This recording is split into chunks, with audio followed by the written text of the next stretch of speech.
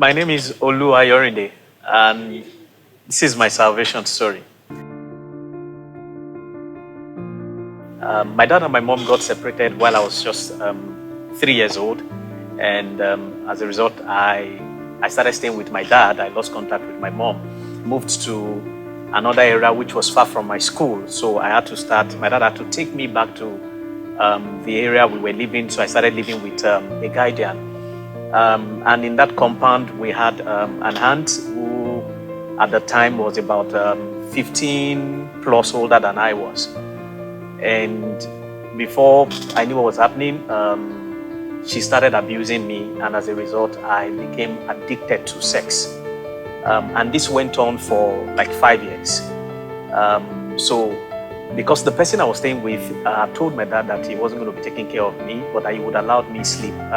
So she was the one that probably was taking care of me in terms of feeding and every other thing. So for me to feed and do anything, I needed to have sex with her to be able to do that. And that went on as a young boy. And there was this brother that used to come to our street then and would come to our house, and then we just preach Jesus, and I'd never in my life been to church. The first time I went to church, even though I came from a Christian home, the first time I went to church, my dad warned me not to ever go to church again. And so I'd never gone to church. And this brother would come and preach to me, but it didn't make sense. And he didn't even know what I was going through. So there was this day he came to me, and then he prayed and said that he prayed to God that God would deliver me from whatever was keeping me in sin. And that was it. It felt like something was broken off. The next time he was going to come, I told him I wanted to go to church with him. So, and I went to church that day. That day in church, after the service, they made an altar call. And that was the day I gave my life to Christ. After giving my life to Christ, I was already addicted to sex. I was only able to feed because my dad wasn't coming to see me, because that aunt was taking care of me. So it became very difficult for me to feed. And before I knew it, that turned into a lot of persecution.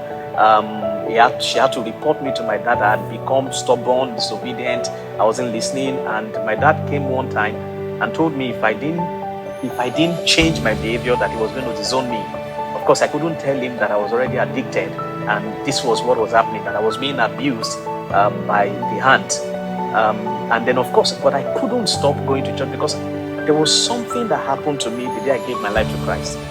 It felt that was my salvation from anything I was going through. So I did not want to go back into that thing again. The only thing for me was if I went back into having sex with her and doing all those things, that I was going to die. But I just became very, really, really, allow me to use the word, stubborn in sticking with Christ. And my dad came and actually disowned me and sent me out of the house. And it was even the period where I needed to pay for my WAEC and all of that. I couldn't get people to do that for me. He eventually did. My teachers in school did that for me. And having given my life to Christ, I remember, how did I break through from that addiction? I remember I was on my way one day. I was speaking to one of the brothers, and that was the first time I was going to open my mouth to ever say that, share my experience with anybody. And I told him, what, I've been abused, and this is why this aunt has been doing. This is what this aunt has been doing to me. And he told me something that day. He said, "Sin thrives in secrecy." He said, "Now that you have shared it, you are free." And it's amazing. That was it for me. I shared with him, and for the first time, I felt that body was lifted. That became a passion for me when I see young people, because I kind of relate with them with what they go through. So my experience made me go do more study on addiction, on single parenting and all of that. I've had to do international courses and trainings just to help others. And that's some of the things I do now. So with my own salvation and my freedom from addiction, I now help young people and even adults, in breaking free from their own addiction and other emotional issues. And it's been an amazing journey. That's my salvation story. Thank you.